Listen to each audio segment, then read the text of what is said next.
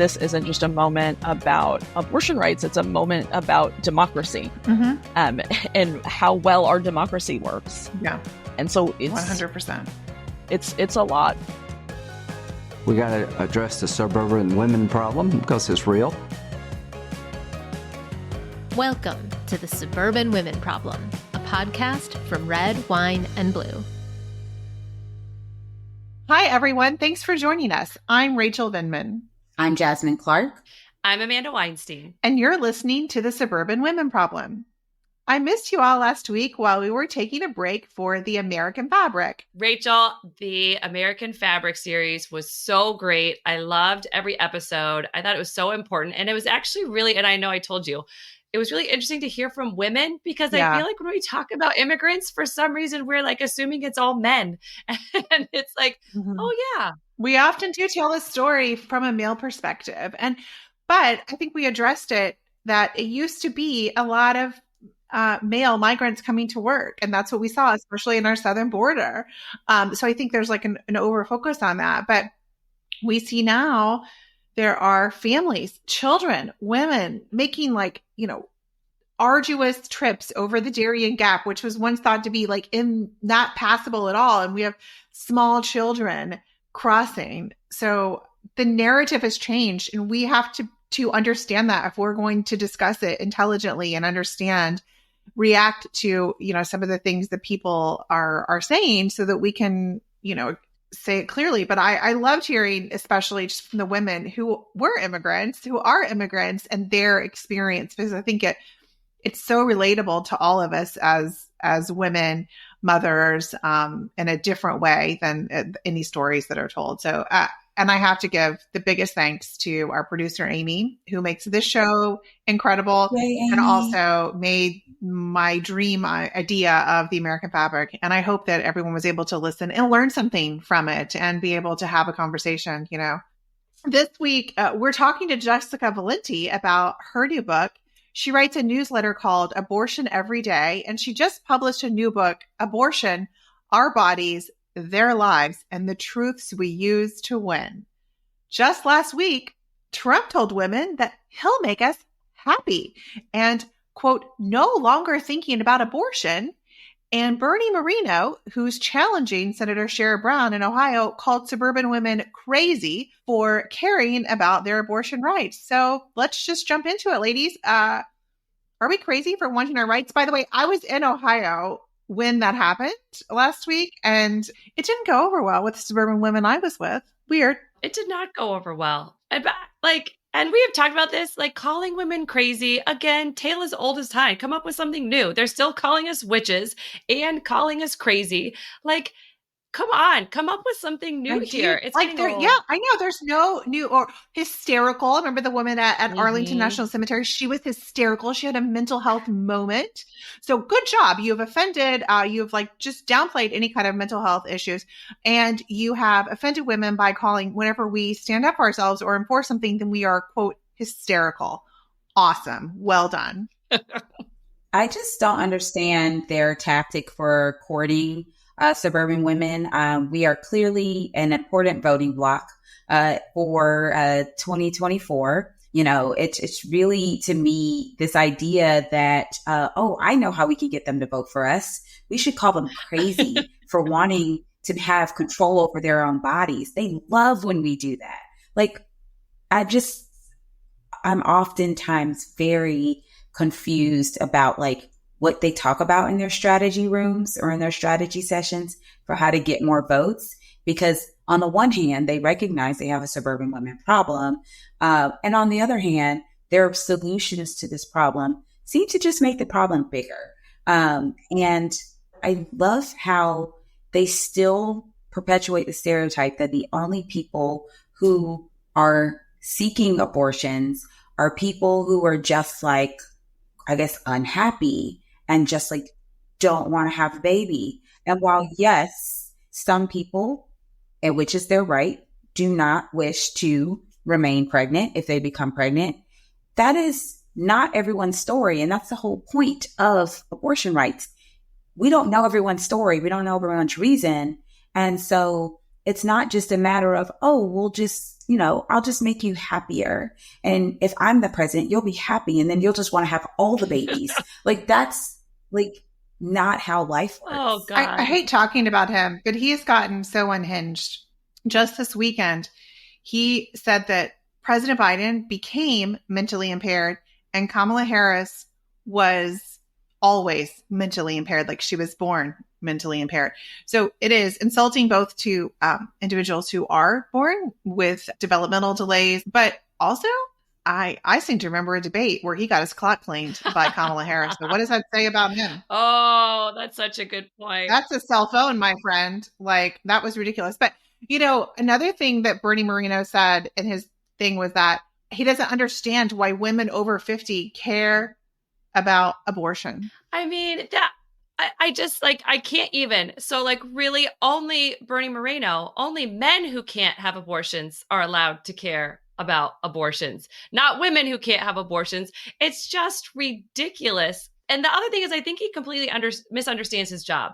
It is not his job as a representative to tell me what I care about. It is his job to listen to me, and I will tell you what I care about. I think he has it completely backwards, and I hear this from most Republicans. They want to go out there and tell us all what we should care about. No, sir. Let me tell you what's affecting me and my friends and our kids and our families. Your job is to listen to us, and they just don't seem to get that. Yeah, and then it's like, first of all, whether you are able to have children, whether you're postmenopausal, that doesn't mean you don't have people in your life, in your community, in your family that you care about, that these laws are directly affecting. I don't know why this concept of caring about someone other than yourself is so foreign to them. But guess what? I can care about how policies affect other people. And that is, to me, something that's missing from their side, is everything is about me. Everything is about Trump. And their policies reflect that. Meanwhile, on the Democratic side, they're saying, guess what? I don't have to be gay to care about the fact that we are making policies that harm or target LGBTQ youth. I don't have to be Black or Hispanic or Asian to care about policies that demonize or dehumanize certain groups of people because they are not white. Like, I don't have to be that to care about that. And I don't understand, again, sitting in their strategy session, I would love to be a fly on the wall, why that is so hard for them to get. I mean, the emotional intelligence here is really lacking. We could all do with more discussions of empathy, but I don't, they're not even taking common sense human experiences. They have relatives, and I think they probably care about those relatives, and they really cannot connect the dots that someone else would care about their relatives and their friends. And the strategies, I just can't get over it. Even the calling women crazy, Bernie Moreno, he has a wife, right? I'm pretty sure he's married, right? He's got a wife. I'm sorry, but in one of the discussions you've had with your wife, did calling her crazy go well for you? Yeah, how'd that work out? Come on. Come on. Use your personal experiences. But I think we also need to talk about sex ed here. There's clearly a lot of that they don't know with human anatomy.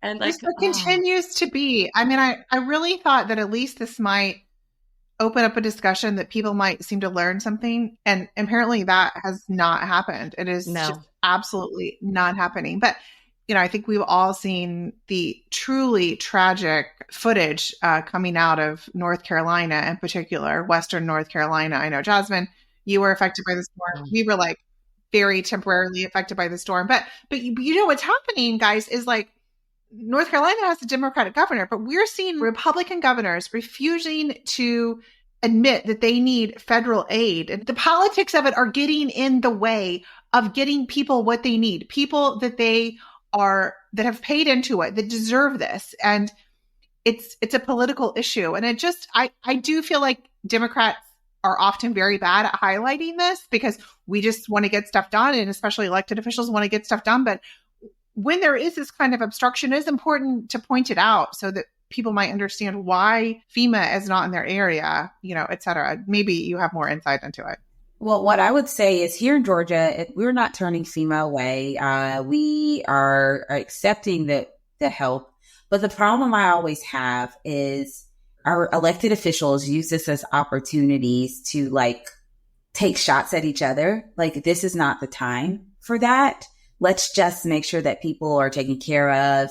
And I don't know if y'all know about this, but we also, on top of the storms, there was a chemical fire at a biolab plant here, just not too far from my home in Rockdale County, which is a neighboring county to Gwinnett. And people are like, what am I inhaling? Like, what is going on? And it was so interesting to me how all the people who claim we need small government, and they're like, yeah, go Project 2025. Let's get rid of the EPA and let's get rid of, all these entities whose job is really to monitor air quality, get information out, support local governments when they have these types of things, as well as like FEMA and GMA and all these things. All these people who are so anti-government and we don't need the government and, taxation and stuff and all that stuff, blah, blah, blah. They were like, why is no one telling us what's going on? Why aren't y'all sending out text alerts?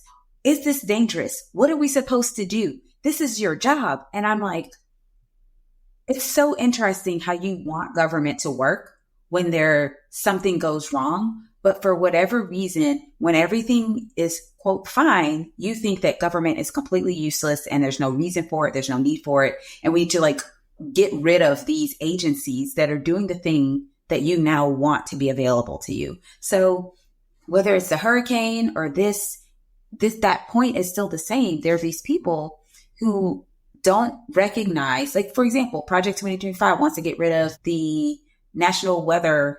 I don't know the exact name of it. National Weather Service, NOAA. Yeah. Although every time I say that, people think I'm talking about like Noah and like the flood in the Bible. And yeah, I'm like, it is kind of relevant though. Yeah. Well, we happen to know someone who, a good friend of ours, whose house was affected, and I mean, it's basically uninhabitable.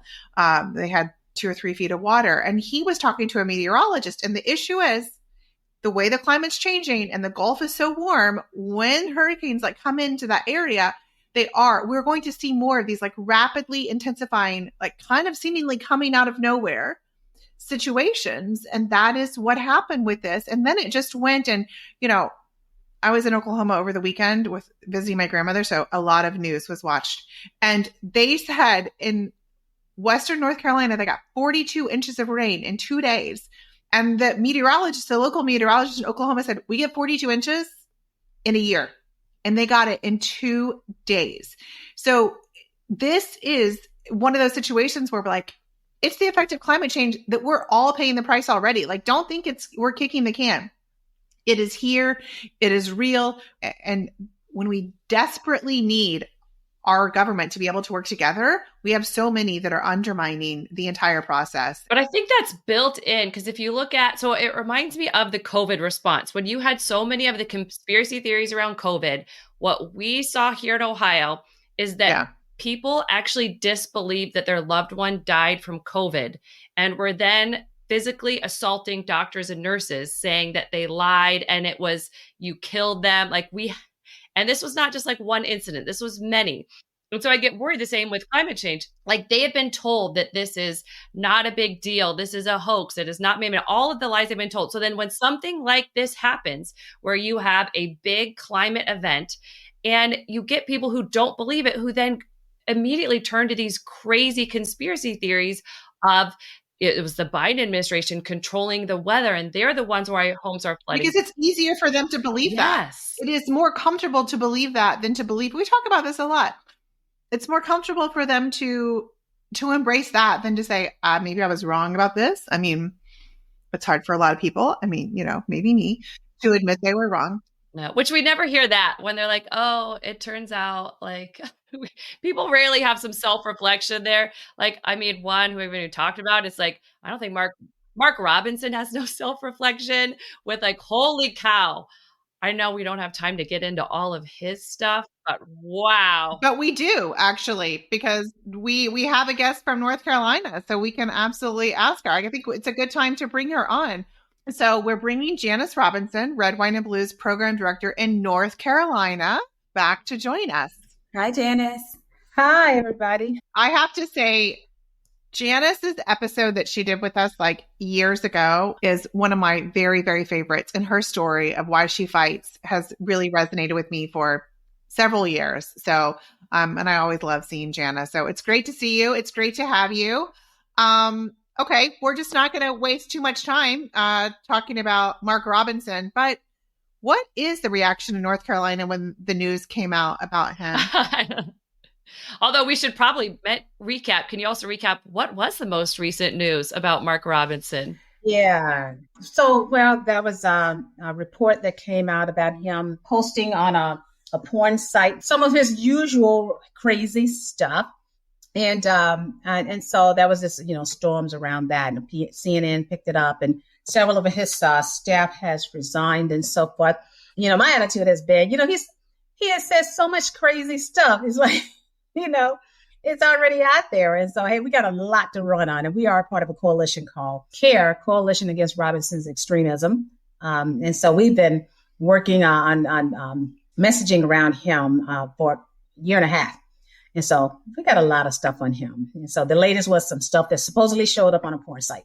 How is that playing in North Carolina in terms of because there is a sense of desensitizing. I mean, we see it the same with Trump, that it's so much crazy all the time. It's hard to process. Yeah. So the people who are with him are with him. I mean, we're divided. We are a purple state. Yeah. So the people who are with him and Trump and and their crazy, coalition, they're there. They're stuck there. They're going to be there.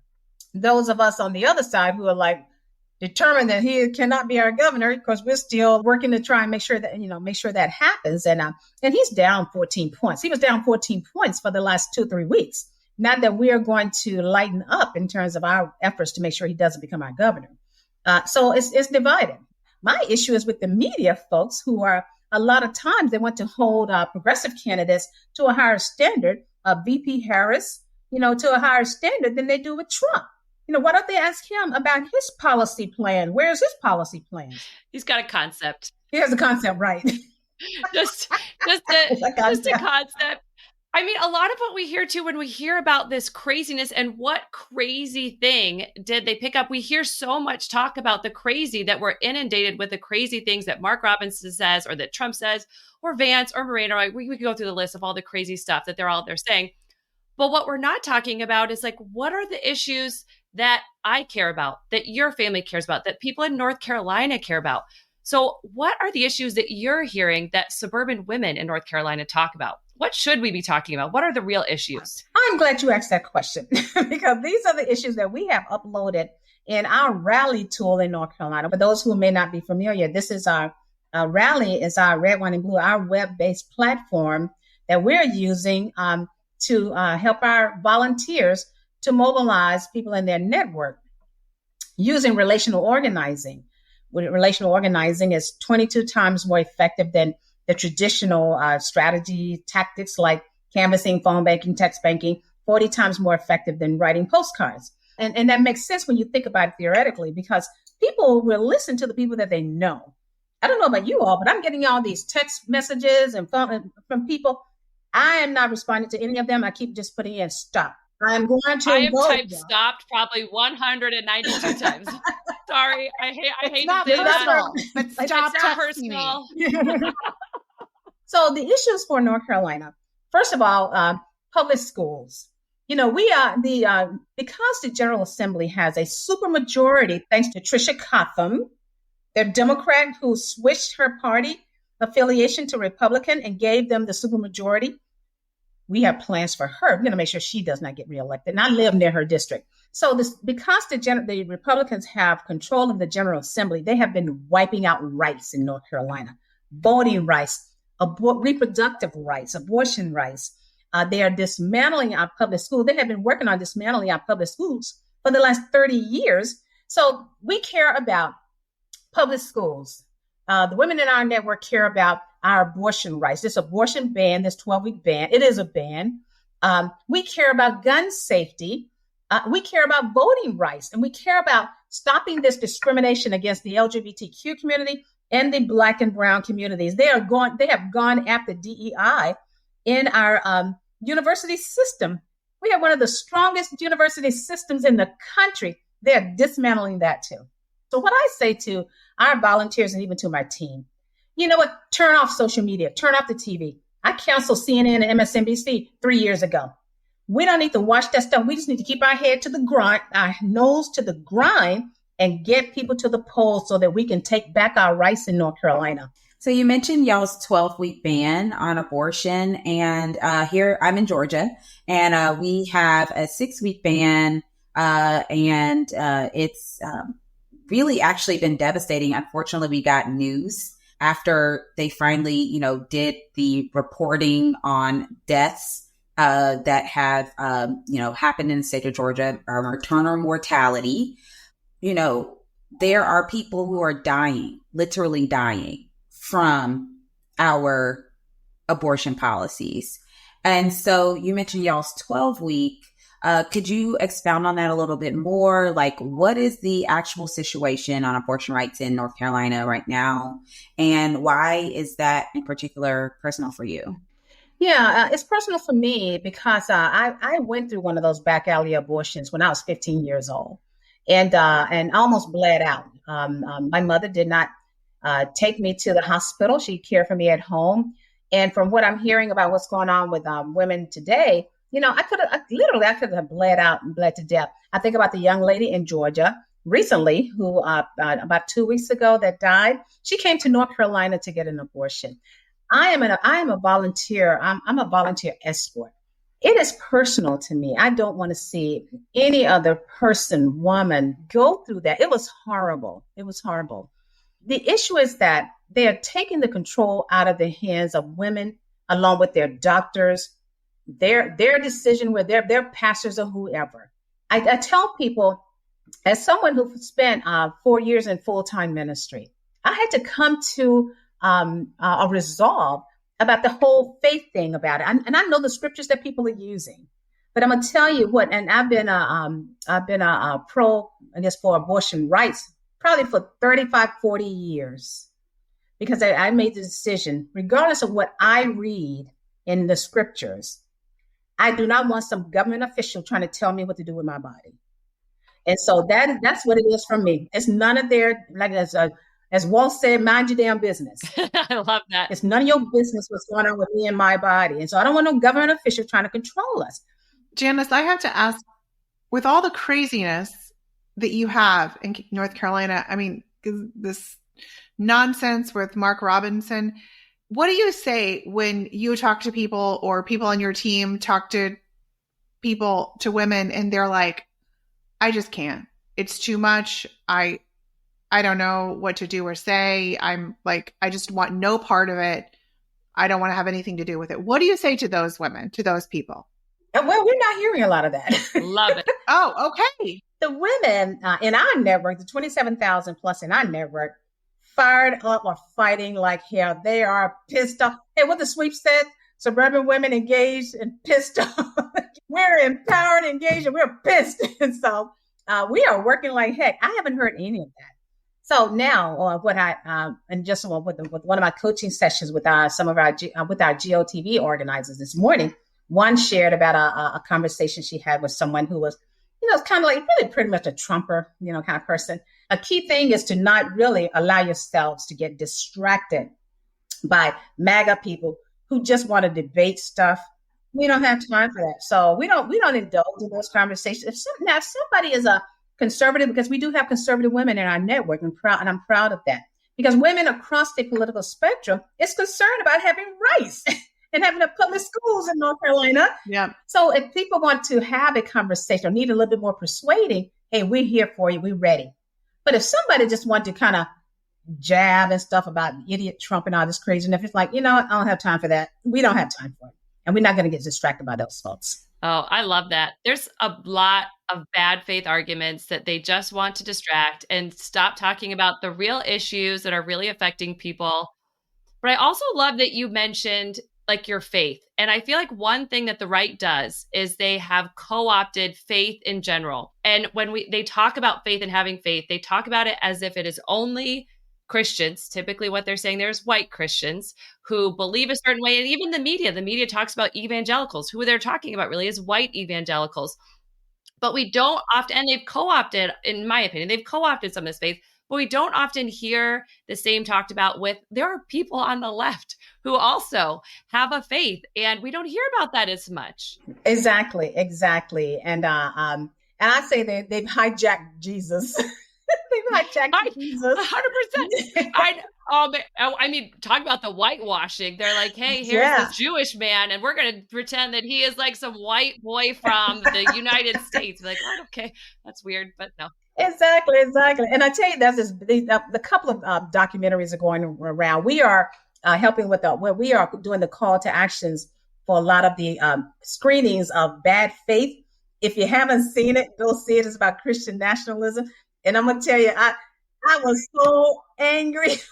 As a Christian woman, I was so angry by the end of that movie. So you just got to watch the movie. But yes, they have hijacked Jesus. Mm-hmm. Yeah. Janice, thank you so much for joining us today. It is always a pleasure. You're welcome. And please, to anyone in your team in Western North Carolina, please let them know that we are all thinking of them and they are in our hearts. And, we hope that we can come together as a nation and give them what they need to rebuild and, get back to what it means to all be American and to come together in times of crisis, which it really is one for them. And we are thinking about them nonstop. So, but thank you. Thanks again. Thank you. Thanks for having me, guys. Bye. Bye. Now we're going to take a quick break. And when we come back, we'll have my conversation with Jessica Valenti.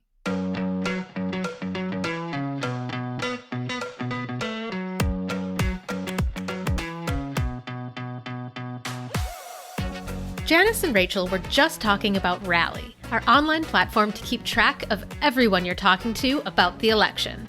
Red, Wine, and Blue has a lot of Rally Your Squad training events coming up this month, and some of them even include some pretty exciting celebrities, like next Tuesday's event with June Diane Raphael and Jessica St. Clair. You might know June from TV shows like Grace and Frankie, and you'll love what she has to say about civic engagement. You can learn more and RSVP by going to redwine.blue/events or by clicking the link in the show notes.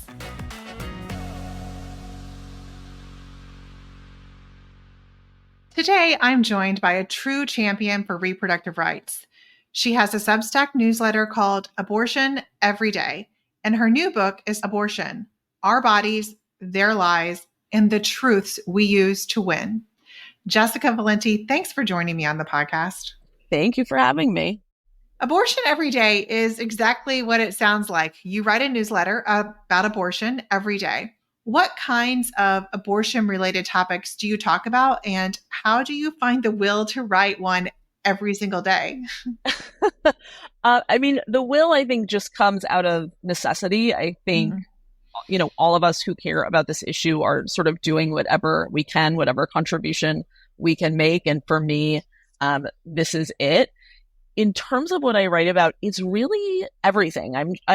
Part of the reason I started the newsletter was because it was so clear to me once Roe was overturned that such a huge part of their strategy was to overwhelm us into inaction. And so I'm really trying to provide a little bit of order to that chaos. And so I'm covering, news about bans and court cases and policies, but I'm also looking at anti-abortion strategy, attacks on democracy, with ballot measures, which we've seen a lot of in the last few weeks. So really anything I can. And the hope is to just make sense of it, make people feel like if they have 5-10 minutes to read this every day, they will actually know what's happening, because that is the scary thing about what's going on. I mean, there's a lot of scary things, but feeling so out of control, there's all of this stuff going on, all of these attacks, and there's no possible way for anyone to reasonably know everything. And so I'm just trying to make that a little bit easier. I like that. I mean, this is something we talk about a lot on the podcast, but we need to bring these up we need to bring these subjects up in conversations with our friends. And you can arm yourself with information to bring it up. And then, as we always talk about, like, then you become kind of someone who might be known as a trusted, authority, among your friends on the subject, and they'll come back to you.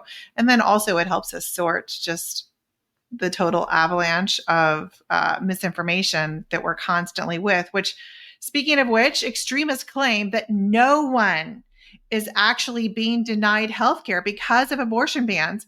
But just this week, ProPublica reported on a case where a woman in Georgia died because of delays in care. So let's talk about what's happening to women in states with abortion bans. Yeah, I mean, the ProPublica piece was so devastating.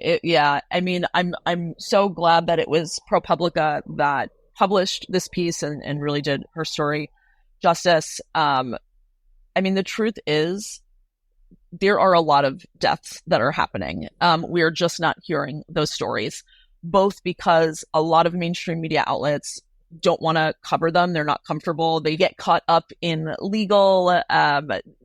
I could go on a whole 30-minute rant about this. So part of it is the mainstream media coverage problem. And that's why I was so happy to see ProPublica cover this.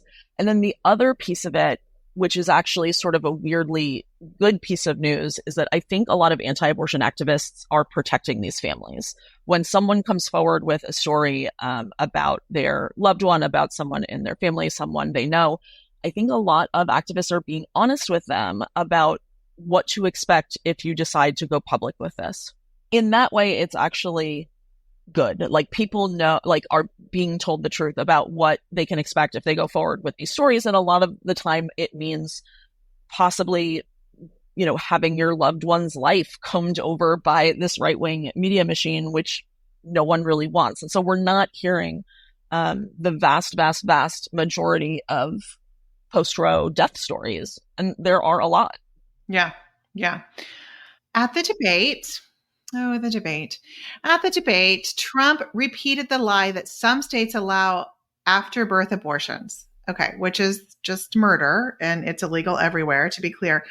What is going on with this? What is the truth, and why do they say this? It's so frustrating. It's such an awful thing on so many levels. But I think if people knew where this talking point actually came from, they would realize how much worse it actually is. I mean, really what they're talking about is palliative care for fatally ill newborns, right? They're talking about the fact that in many states, as there should be, there are laws that allow parents to make medical decisions for fatally ill newborns that say, we're going to, decline medically invasive, painful procedures that are just going to be done in vain. And instead, we would like to have, a few peaceful minutes with our child to say goodbye without tubes, without wires. And somehow the anti-abortion movement has warped that into being post-birth abortion, and it's just so incredibly cruel. You're talking about families who are going through this really horrific, tragic situation. And then you have, the Republican candidate for president calling them executioners, right? Talking about families who are going through one of the most difficult moments of their lives, and talking about them in this really, really horrible way. But it's sort of their only recourse. It seems like, Americans can see with their own eyes all of the post-Roe horror stories, just how extreme these abortion bans are, what the consequences are. And so they're trying very hard to paint the other side as the real extremists. And that's hard to do when you have women, dying of sepsis because of your laws. And so they're just throwing everything that they can at the wall, even if it means, throwing American families under the bus to do so. Yeah.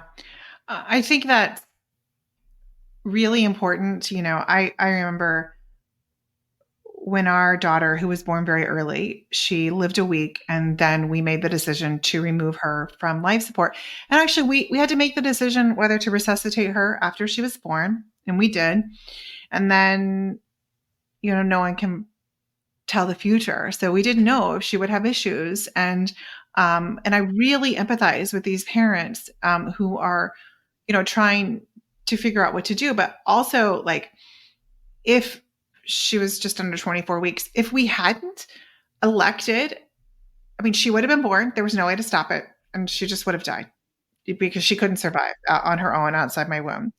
And I think that is something that we really don't talk about enough. It's like, it's death. It's actual death after the baby is born because the baby cannot survive. And we're not talking about this. And you're right. It is palliative care. I love that, describing it and framing it in that way, because it's exactly what it is. It's palliative care. And then parents have a moment with a child who will pass away, because this is an unfortunate reality. And it happens a lot more than people think, although we're hearing more about how often it happens because these stories are being promoted. Yeah.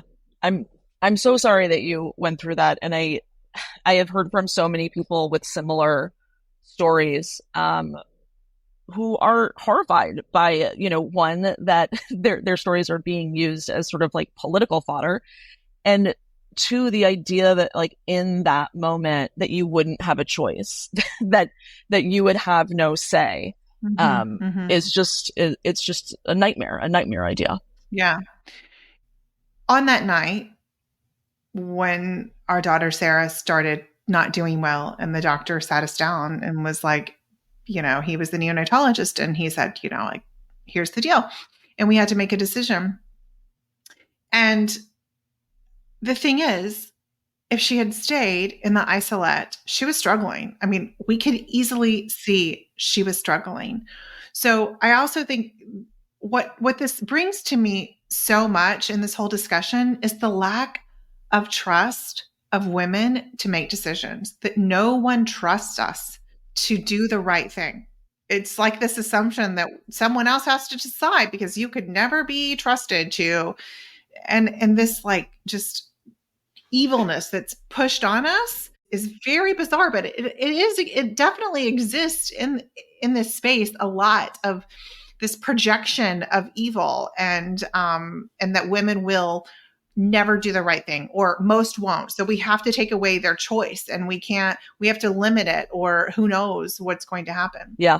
It's both like infantilizing, right? And also projecting this evil, like women are waiting deliberately till the 9th month for fun to have it's just very bizarre. Well, okay. On a happier note, I would love to know more about your book. Can you tell listeners about it? Sure. Yes. I'm really excited. It is out October 1st. It's based on the work that I've been doing at the newsletter, over the last 2.5 years. Time is like meaningless now. I know, right? Who knows? But the hope was to both, capture this very particular political moment, in time, but also give people sort of the language and information and context they need to be able to talk about abortion in their own lives. I hear from so many readers and so many people who care about this so much, and not everyone, but a lot of people are nervous to talk about it. They don't know how to talk to friends and family. They don't know, what am I going to say to my father-in-law when he says such and such? And so to sort of, I think about it, people ask me if I'm, preaching to the choir. I think about it as arming the choir. I'm like giving the choir what they need to like have those conversations, to do whatever kind of activism they want to do in their lives, whether that means, having conversations and sharing something on Facebook, or going to a protest, or running for office. No matter what that means, I want to like arm them with everything that they need to do that. And of course, I worked really hard to deliberately get the book out before the election, because I feel like, this is just such a motivating issue for voters. And the hope is that it can help, folks evangelize on this issue as much as possible. Yeah. And I mean, you'll be doing events and talking about it, and people, I think it's very timely. Well, as we get closer to the election, do you have any advice right now about how we can have conversations about abortion with our friends and family? You're right. It is so important, but what is your, elevator advice for someone, if you will? Yeah. I mean, for me, I both say, there's I both called the newsletter Abortion Every Day because I'm writing about it every day, but because I think we need to be talking about it every day and have it be like a very normalized part of our lives and conversations, that I don't think it needs to be in this, we're having a political debate now. Like, let's just talk about it in our day-to-day lives. But for people who are having a difficult time or who don't know, where to start, in addition to just, arming yourself with as much information as possible, I think that asking people questions is often the way to go. If someone says to you, abortion is murder, or whatever their thing is with abortion, well, why do you think that? Tell me more about that. Where did that come? Right. I think that essentially all of us want to be heard, right? And we all want to be heard. We all want to be taken seriously. And I think if we can manage, it's not always easy. If we can manage to ask questions and make people feel heard, they're more likely, we're going to be more likely to find those entry points for conversation and agreement, and they're going to be more likely to hear us out. And that said, I always say, your activist energy is a precious resource. You need to decide, where you are spending it. I don't believe in talking to brick walls, right? And that can be a hard thing to recognize. If someone is a brick wall and you're just going to be spending that activist energy, maybe rethink it. But there's a lot of people who have folks in their lives who they care about, who they want to make understand why this is so important. And I think like that's one way to do it. Yeah. I like that, because sometimes we don't want to spend our energy needlessly, but also sometimes it's a matter of self-care, of knowing that we said something to someone that, like my brother is that person. And, I have to have one of them, but I have to have that conversation. Like, I wouldn't be able to go to the election not having that conversation with him, even though I know in the state where he lives, how it's going to vote, right, how it's going to go. And I know he's not voting for Donald Trump, but there's one more step. And it is very important for me that or maybe my husband, but one of us has that hard conversation and says those things, because I don't want to leave any stone unturned or wish that I had done more. So it's both, but you're definitely giving people a lot of good tools for that. Well, electing Kamala Harris and Democrats down the ballot is very important. We all know this, but several states, including where I live now, Florida, also have abortion-related amendments on their ballot this year. Besides Florida, where are those amendments happening? And do you think that's an effective way of fighting back for our rights? This is a great question. It's in all sorts of states, including pro-choice states, right? I'm here in New York. It's on the ballot in New York. The states that I'm sort of paying the closest attention to are Nebraska, Missouri, Florida, as you mentioned, Arizona. It's in a lot of places. I think that direct democracy is a fantastic way to make our voices heard and to restore abortion rights where we can. Of course, I do worry about some of the measures are, they're restoring Roe, which means they're codifying certain restrictions, right, later in pregnancy. And so I do wish, of course, that we didn't have that language in there. I do think that we are at the point where we can fight for the end to government interference in our bodies in pregnancy and abortion altogether, because that is what Americans want. Over 80% of Americans do not want the government involved in decisions about pregnancy at all. And so that would be my hope, my wish. I also live in New York and work behind a computer screen and do not know what it is like to, work on the ground on a campaign in Ohio or Florida, or Nebraska.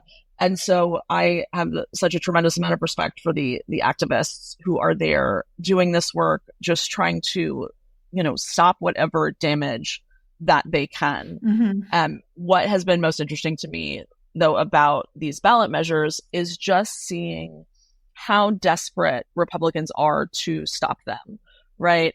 If they really thought that America was a pro-life nation, why would they not want voters to have a choice? They are doing everything that they can, pulling out every dirty trick in the book to stop voters from having a direct say on abortion rights, because they know that when voters have a direct say, abortion rights wins.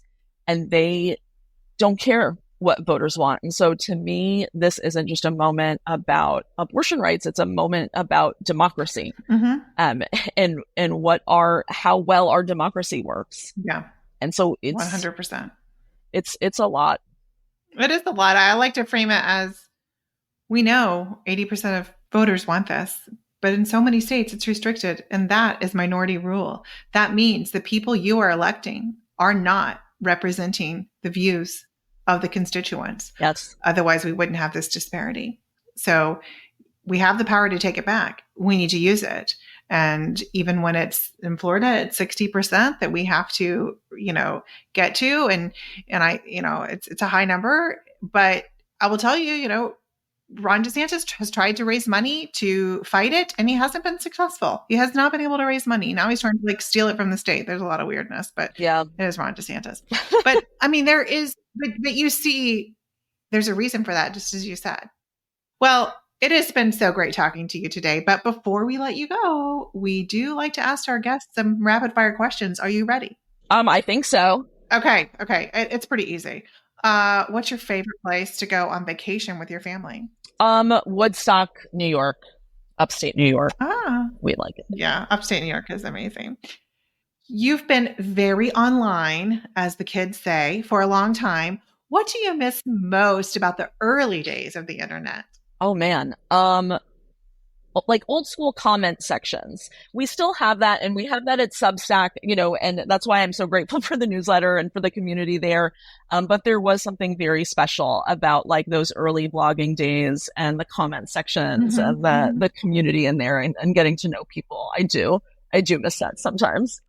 What's the weirdest thing about being a best-selling author? Oh, goodness. That my kid thinks it's incredibly uncool and really just is so over it. Really could not care less. That's pretty funny. Yeah, I enjoy it.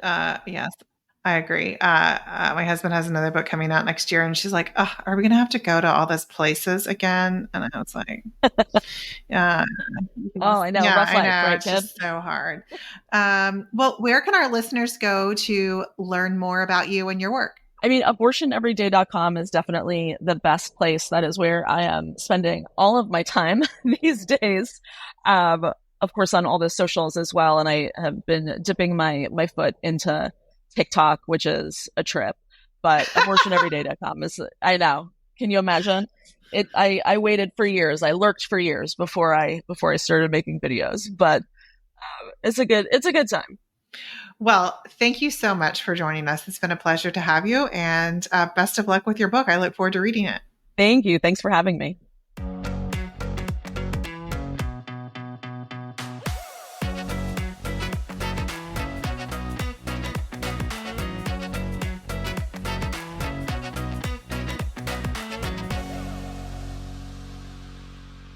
Welcome back, everyone. Jessica, what a powerhouse she is to write about the subject of abortion every day. I think in abortion rights, I don't think it's an easy task. And I've started reading her newsletter. I look forward to reading her book. And of course, we talked about the situation in Georgia that you are, very well aware of, the ProPublica article that was written. Jasmine, you did an interview on that, correct? I did. And what was interesting about that whole thing is this idea that we're just blowing things out of proportion. And this article was just meant to it's propaganda. And I'm like, they literally reported on our own commission. This is not, we didn't make this up. Our own commission put this, they did the report, and this group just said, we want to highlight what is happening in Georgia because we told them. That's the thing about abortion. It's such a large issue that has so many different possible outcomes that we really don't need people who have no idea what they're talking about, have nothing to do with it, inserting themselves into the situation. And so it's just really not. And you can see from their reactions, it just goes back to they don't know anything about it because they don't want to know. Yeah. They do not want to educate themselves. It is the willful ignorance. They do not want to educate themselves so that they have to think about it and have to understand this is a much bigger issue than talk about the religious right and bad faith. The decades and decades that they used this as a wedge issue, as a single issue. Yep. And they don't want anyone to have to re-examine that or think through it. So they just don't give the facts, because that would make it much, much more difficult. Life is not simple. And these decisions are not simple. Even the way we have all come to live on this earth is not simple. It is complicated and messy. And if you really want to have those conversations, it's going to be a messy and complicated conversation. It's not a soundbite or a talking point that the right has told you it is. And you can't just broad brush it with policy. That's the problem. You're trying to make policy as if it's just this very simple thing that you can just say, no, don't do it. And it's like, yeah, that's just not how this works.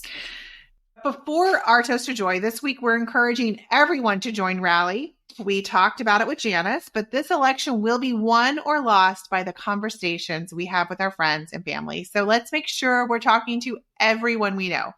You can track all your work and Rally. Just visit pod.redwine.blue/rally. And I always say set reasonable goals. Don't put 100 people in there. Put a reasonable amount today, a reasonable amount tomorrow.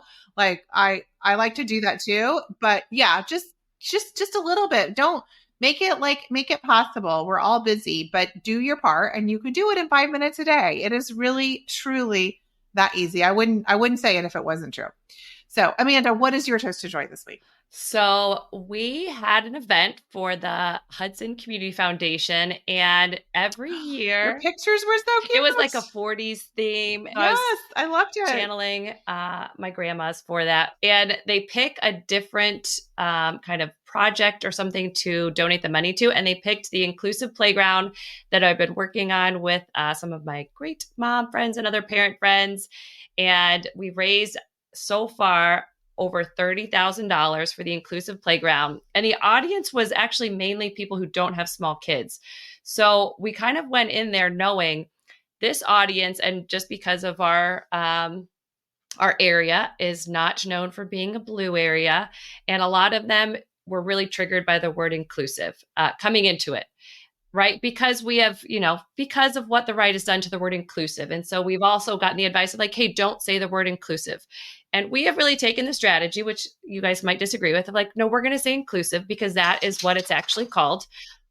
But we're going to explain it, right? We're going to tell you what that means. And here's what that means. We want a playground for all abilities and all ages to play together, whether you're typical developing or you have special needs, or you're just a grandparent who has some mobility issues.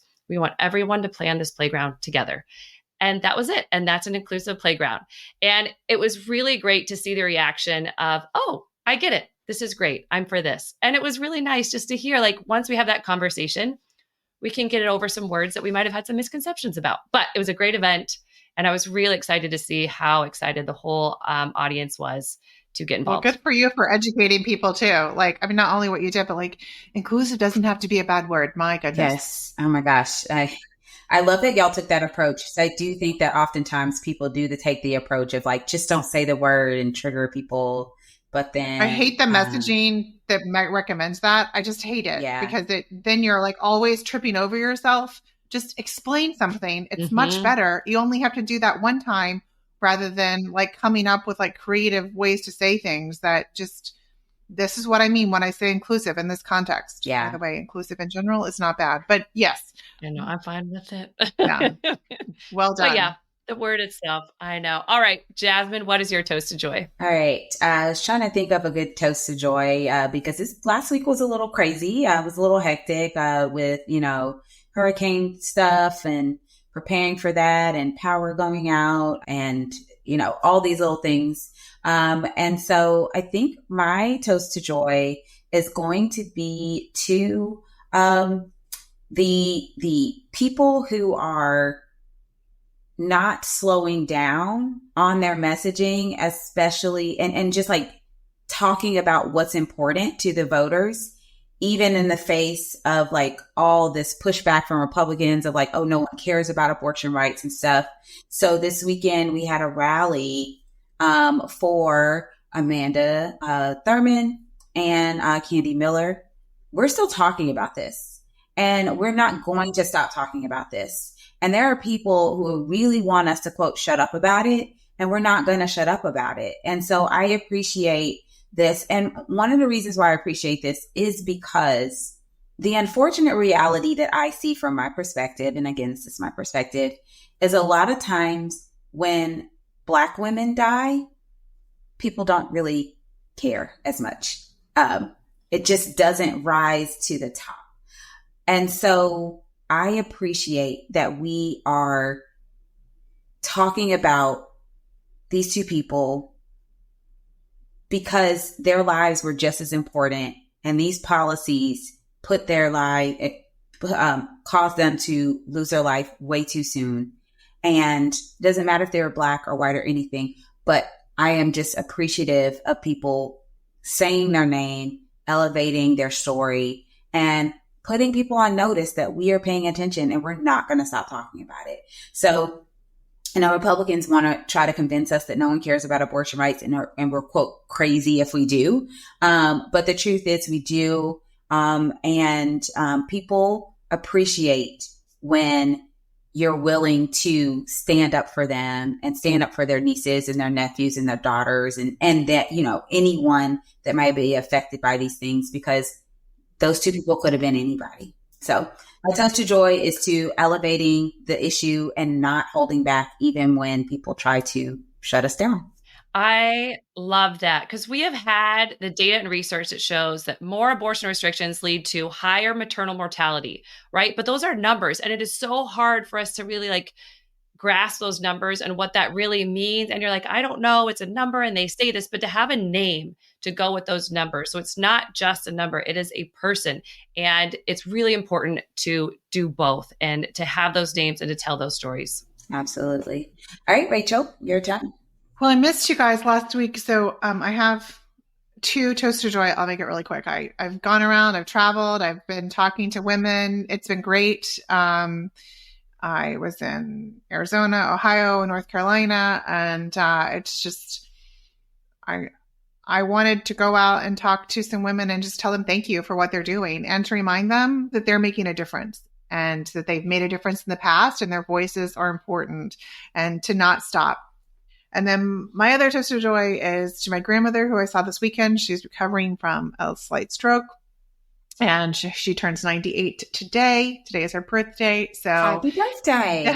It was wonderful to see her, to spend just a quick time with her. We'll go back for Thanksgiving, but we were with her this weekend for a little bit, and it was just really, really great. And while one of my brothers and Ellie and I, one of my brothers and his family, were with her, my other brother in LA was actually at an event with Alex, which was kind of weird, but it was just really nice. So we were kind of all together. So we called them, we sang happy birthday to her, and we kind of all got to be together. But it was really, really nice. And yeah, she's our last grandparent, and our parents have both passed away. So anytime we get with her is very, very precious, and we are grateful. And by the way, she's still super engaged on this election and fighting the growing fascism that continues to happen in Oklahoma. So yes, she feels like she's not quite all there because of her stroke, but she's much more there than most people.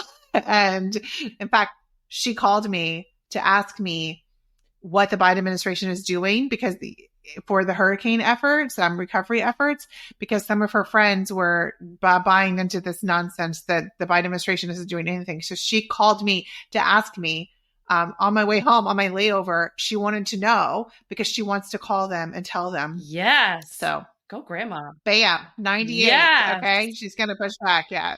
That's awesome. Well, thank you so much to everyone for joining us today. If you missed the American Fabric last week, I really encourage you to go back and listen.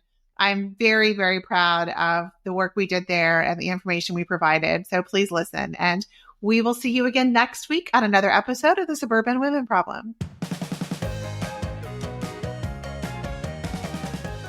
The Suburban Women Problem was created by Red, Wine, and Blue.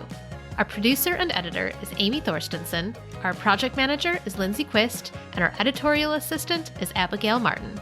For more information about upcoming events and trainings, or to learn more about Red, Wine, and Blue, follow us on social media or at www.redwine.blue.